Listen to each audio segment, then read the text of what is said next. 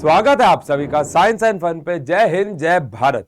तो I hope आप सभी लोग फिट एंड फाइन होंगे और अगर आपका सपना एनडीए है, नेशनल डिफेंस एकेडमी है, तो ये वीडियो आपके लिए है। आप में से बहुत सारे बच्चे जानते होंगे कि science and fun and LWS यानी कि सुमित सर के साथ हम लोगों ने कोलैबोरेशन किया और वहां पे हम लोगों ने आप सबका एनडीए में जाने का सपना, ऑब्वियस बात है, भारत देश के लिए जो आपका सपना है उसको पूरे करने की पूरी कोशिश, पूरे एफर्ट किए।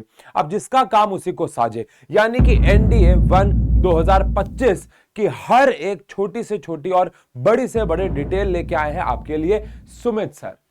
क्योंकि भैया अगेन मुझसे अगर आप पूछे तो मैं K-12 के बारे में आपको हर एक चीज बता सकता हूं, बिल्कुल उसी तरीके से जो इंसान इस फील्ड में बहुत लंबे समय तक काम कर रहा है, अपने ऑफलाइन में एसएसबी, अपने ऑफलाइन में एनडीए, कितने अभी हाल ही में हम लोग एक इवेंट में भी गए थे, इनके ही इंस्टीट्यूट का एक इवेंट था ऑफलाइन का, जहां पे कितने सारे बच्चे 97 आई गेस अगर मैं ठीक कह रहा हूं 97 बच्चों की जो इन्होंने ऑफिसर बनवाया। तो द पॉइंट इज कि बहुत बड़े स्केल पे, बहुत बढ़िया स्केल पे ये लोग काम कर रहे हैं और आप में से बहुत सारे बच्चे जो एनडीए एस्पिरेंट्स हैं वो इनको जानते होंगे। तो मैं अब ये वीडियो सुमित सर के हाल पे छोड़ रहा हूं और ये आपको एनडीए के बारे में हर एक छोटी से छोटी और बड़ी से बड़ी चीज बताने वाले हैं। एक एक चीज ध्यान से सुनना और अपना सपना पूरा करना। जय हिंद जय भारत, बेस्ट ऑफ लक। हाँ जी, मेरा नाम सुमित कुमार है और पिछले 5 साल से मैं बच्चों को नेशनल डिफेंस एकेडमी एग्जामिनेशन के लिए ट्रेन कर रहा हूं।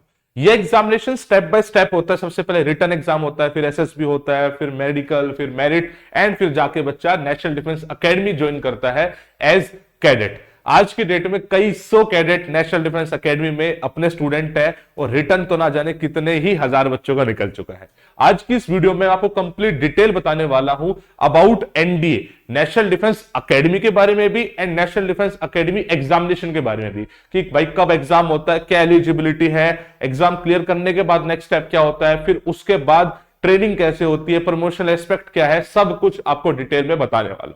ये फोटो आपने बहुत कॉमनली देखी होगी। ये बेसिकली नेशनल डिफेंस एकेडमी के अंदर एक ब्लॉक है जिसका नाम है सुदान ब्लॉक, उसकी फोटो है जो काफी फेमस है। ठीक है, national defence academy Pune Khadakwasla में लोकेटेड है और एक ऐसी एकेडमी है जो बच्चों को ट्राइस सर्विसेज के लिए ट्रेन करती है क्या? जब बच्चा नेशनल डिफेंस एकेडमी के थ्रू ज्वाइन करता है तो उसकी 3 साल की ट्रेनिंग होती है यहां पे, दैट इज एनडीए में, और उसके बाद उसकी 1 साल की ट्रेनिंग और होती है डिपेंडिंग ऑन उसने कौन सी फोर्सेस चूज करी है। तो 3 साल की जो ट्रेनिंग है इसमें बच्चे को हर तरीके से ट्रेन किया जाता है। उसकी पढ़ाई भी होती है, उसकी फिजिकल एक्टिविटीज भी होती है, उसके अंदर एक ऑफिसर लाइक क्वालिटीज डेवलप करी जाती है। मतलब बच्चे से ऑफिसर बनाने का काम ये एकेडमी करती है, राइट है। अब आते हैं कि इसके पैटर्न के बारे में, कि भाई ये एग्जाम कब होता है, कैसे होता है, वो सारी बातें मैं आपको बताता हूं। सबसे पहले तो नेशनल डिफेंस एकेडमी एग्जामिनेशन साल में 2 बार होता है और यूपीएससी इस एग्जाम को कंडक्ट करती है। नॉर्मली ये पेपर एक बार अप्रैल में होता है और एक बार सितंबर में होता है। इस तरीके से एक नोटिफिकेशन रिलीज करी जाती है। आपका एग्जाम कंडक्ट होता है उससे 2 से 3 महीने पहले, यानी अगर सितंबर में एग्जाम कंडक्ट होगा आपका तो आपकी नोटिफिकेशन आएगी जून के आसपास, जिसमें सारी डिटेल्स बच्चों को दी जाएगी कि भाई ऐसे ऐसे ये एग्जामिनेशन है। इस जब भी नोटिफिकेशन आएगी तो उस टाइम पे 2 चीजें लिखी होगी, एक लिखा होगा नेशनल डिफेंस एकेडमी और लिखा होगा नेवल एकेडमी। इन दोनों के बीच में क्या डिफरेंस है उसको भी मैं आपको क्लियर कर दूंगा। बट साल में 2 बार पेपर होता है, जो मैंने बताया, एक बार अप्रैल में होता है और एक बार होता है सितंबर में। हर बार अलग अलग वैकेंसीज निकलती है, थोड़ी बहुत वेरी करती है, बट मोर और लेस जो वैकेंसी होती है वो 400 के आसपास वेरी कर रही होती है। 400 वैकेंसी, जिसमें फिर अलग बाइफर्केशन है, भाई आर्मी में इतनी है, नेवी में इतनी है, एयरफोर्स में इतनी है, फिर उसमें भी बॉयज एंड गर्ल्स के लिए अलग बाइफर्केशन है। नेशनल डिफेंस एकेडमी में पहले सिर्फ और सिर्फ बॉयज अलाउड होते थे, बट पिछले 2-2.5 साल से अब गर्ल्स भी अलाउड है। अब बॉयज एंड गर्ल्स दोनों नेशनल डिफेंस एकेडमी एग्जामिनेशन देते हैं। बच्चे यहां पे जाते हैं, पेपर देते हैं, ट्रेनिंग लेते हैं और वहां से ऑफिसर कमीशन होते हैं। हर नोटिफिकेशन का एक कोर्स नंबर होता है। जैसे अभी जो नोटिफिकेशन निकली थी वो 154 कोर्स नंबर थी, फिर अगला 155 होगी, वो एनडी का कोर्स नंबर है। तो ऐसे बोलते हैं भाई एनडी 154 कोर्स, एनडी 155 कोर्स, ऐसे, और हर कोर्स के ऐसे अलग से वैकेंसी निकलती है। जब ये वैकेंसी आती है तो उसके साथ साथ ये डिफाइन करा जाता है कौन कौन बच्चा इस एग्जाम को दे सकता है। जैसे सबसे पहले एलिजिबिलिटी आती है नेशनलिटी की। तो भाई एक बंदा इंडियन होना चाहिए। वैसे तो नेपाल के बंदे भी हो रहे, बहुत सारी कंट्रीज के बंदे दे पाते हैं, बट मोस्टली मेरी ऑडियंस जो देख रही है वो इंडियन ही है, तो इंडियन बच्चा इस एग्जाम को दे पाता है। उसके बाद फिर दूसरी एलिजिबिलिटी आती है एज की। इस एग्जाम की जो एज होती है, फॉर्म भरने की जो एज है, वो 15.5 से 18.5 साल होती है अप्रोक्सीमेटली। और जब बच्चा अकेडमी पहुंचता है तो पूरे प्रोसेस में लगभग 1 साल का टाइम लग जाता है। तो अकेडमी पहुंचने तक उसकी एज 16.5 से 18.5 साल होनी चाहिए। वैसे इस रफ आइडिया से कोई मतलब ज्यादा कैलकुलेशन होती नहीं है। जब नोटिफिकेशन आएगी ना, उसमें एग्जैक्ट लिखा आएगा डेट कि भाई आपकी डेट ऑफ बर्थ इस डेट से लेके इस डेट के बीच में होनी चाहिए, तो ही आप एलिजिबल रहोगे फॉर्म भरने के लिए। जब आप फॉर्म भरोगे ना upsconline.nic रूटीन पे जाके, अगर आपकी उस डेट ऑफ बर्थ में आपकी अगर नहीं मतलब उस ब्रैकेट में अगर नहीं आपकी डेट पड़ रही होगी तो ऑटोमेटिकली फॉर्म भरा ही नहीं जाएगा। समझ रहे हैं बात को? तो एक पर्टिकुलर डेट होती है, रफ मैंने बता दिया, जब आप फॉर्म भरोगे उस टाइम पे 15.5 से 18.5 साल होने चाहिए, डिपेंडिंग ऑन आप कौन सा एनडीए का फॉर्म भर रहे हो। जैसे भाई अप्रैल वाला भर रहे हो, सितंबर वाला भर रहे हो, अगले अप्रैल वाला भर रहे हो, अगले सितंबर वाला भरोगे, तो उसके हिसाब से आपके नंबर ऑफ अटेम्प्ट भी कैलकुलेट होते रहते हैं। एक बच्चा मैक्सिमम 6 अटेम्प्ट दे सकता है, प्रोवाइडेड वो इस एज के बीच में है, बट हर बच्चा 6 अटेम्प्ट दे नहीं पाता है। ऑन एन एवरेज एक बच्चे के पास 2 से 3 अटेम्प्ट मिलते हैं इस एग्जाम के, because of this age and all. ये होगी एज एलिजिबिलिटी। अब आते हैं एजुकेशन क्वालिफिकेशन पे। भाई एनडीए जैसे कि मैंने बताया ट्राई सर्विसेज एकेडमी है, इसके थ्रू बच्चा आर्मी में, नेवी में, एयरफोर्स में, सब में ऑफिसर बन सकता है। अगर बच्चे को आर्मी में ऑफिसर बनना है तो उसके पास क्लास 11-12 में कोई भी स्ट्रीम हो, कोई दिक्कत नहीं है। उसके पास आर्ट्स हो, कॉमर्स हो, मेडिकल, नॉन मेडिकल कोई हो, कोई दिक्कत नहीं है। लेकिन अगर बच्चे को नेवी या एयरफोर्स में जाना है तो उसके पास सिर्फ और सिर्फ नॉन मेडिकल स्ट्रीम होनी चाहिए, यानी कि फिजिक्स एंड मैथमेटिक्स कंपलसरी होनी चाहिए। बात समझ गए? तो जो बच्चा आर्ट्स वाला है उसके ऑप्शन में सिर्फ और सिर्फ आर्मी ही आ पाएगा। जो बच्चा नॉन मेडिकल वाला है वो आर्मी, नेवी, एयरफोर्स तीनों आ पाएगा। ठीक है। इसके अलावा जब फॉर्म निकलता है, जब फॉर्म आउट होगा, उस टाइम पे आप क्लास 12th में होने चाहिए, उस टाइम पे क्लास 11th में नहीं होने चाहिए। बात को समझ रहे हो? ये बहुत कंफ्यूजन क्रिएट करता है कि सर मैं जब पेपर हुआ जब तो मैं क्लास 12th में था, ऐसा नहीं। जैसे अभी बताता हूं, अभी जो अपकमिंग एग्जाम है वो अप्रैल में है, 13 अप्रैल 2025 को एग्जाम शेड्यूल्ड है और इसकी नोटिफिकेशन दिसंबर में निकलने वाली है 2024 में। तो दिसंबर 2024 में जो बच्चा क्लास 12th में है वही इस एग्जाम को दे सकता है, 11th वाला बच्चा नहीं। बच्चा सोचता है मैं तो अभी 11th में हूं, फॉर्म जब तक पेपर होगा जब तक मैं 12th में आ चुका हूंगा, नहीं, ऐसा नहीं चलेगा। फॉर्म भरते हुए आप क्लास 12th में होनी चाहिए, यही एजुकेशन क्वालिफिकेशन इसकी बेसिकली डाली गई है। क्लियर होगी? अब बात कर लेते हैं ट्रेनिंग की। जब बच्चा ट्रेनिंग करता है नेशनल डिफेंस एकेडमी में, वो 3+1 होती है। जैसा कि मैंने बताया 3 साल वो ट्रेनिंग करेगा एनडीए में और फिर 1 साल वो जाएगा डिपेंडिंग ऑन कि उसकी फोर्सेस उसने कौन सी चूज करी थी, आईएम में, आईएनए या एएफ पे। समझाता हूं क्या सिस्टम है। बच्चा क्लास 12th के बाद एनडीए जा रहा है, राइट? तो 12th के बाद उसकी पहले ग्रेजुएशन होनी जरूरी है। ठीक है, एक ग्रेजुएट ही ऑफिसर बन सकता है। तो वो ग्रेजुएशन कराती है बेसिकली एनडीए, जिससे पढ़ाई भी होती है और उसके साथ साथ बाकी चीजें भी सारी चल रही होती है। पढ़ाई भी होगी और ट्रेनिंग भी उसकी चल रही होती है, राइट? तो एनडीए में 3 साल में जब वो पास आउट होगा तो एक ग्रेजुएशन डिग्री के साथ पास आउट होगा। अब उसमें भी अलग अलग होती है, जैसे जो आर्मी वाले लोग हैं उनको वो बीएससी या बीए करा रहे होते हैं, वहीं पे जो नेवी वाले हैं उसको कंपल्सरी बीटेक करा रहे होते हैं, लेकिन बीटेक तो 4 साल में पूरी होती है, तो उनकी ग्रेजुएशन की डिग्री 4 साल के बाद ही मिलती है फिर। तो 3 साल एनडीए में बिताने के बाद अगर आप आर्मी कैडेट हो तो आप जाओगे फिर 4थे साल के लिए IMA, Indian military academy Dehradun. अगर आप नेवल कैडेट हो तो आप जाओगे 4थे साल में INA, that is Indian naval academy. तो 4थे साल आप वहां से जाओगे, 1 साल की ट्रेनिंग वहां पूरी करोगे, जो आपकी 4 साल की ट्रेनिंग पूरी हो जाएगी, उसके बाद आप कमीशन होगे एज ऑफिसर। क्या होगे आप? एज ऑफिसर आप कमीशन होगे।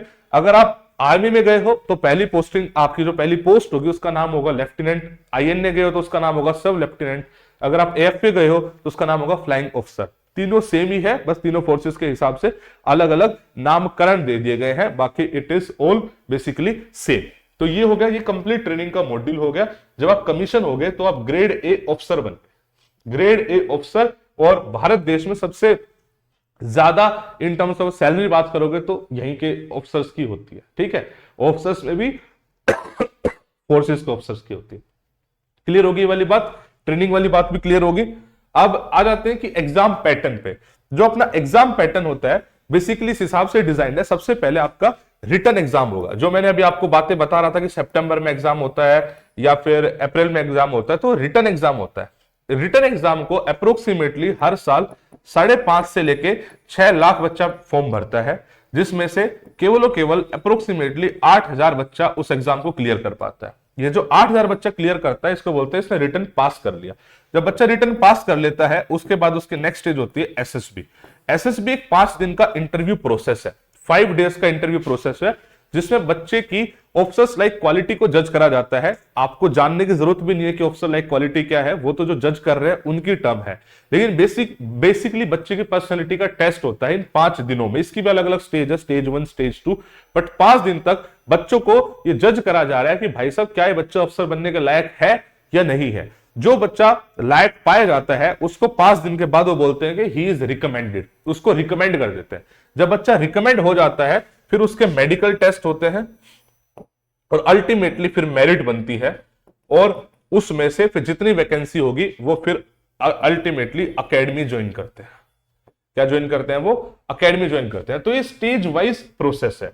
सबसे पहले बच्चे का फोकस रिटन पे होना चाहिए। एसएसबी के लिए भी हम बताएंगे अलग से, बट अभी रिटन की बात कर रहे हैं। रिटन का जो एग्जामिनेशन होता है, टोटल 2 पेपर मिला के एक एग्जाम होता है।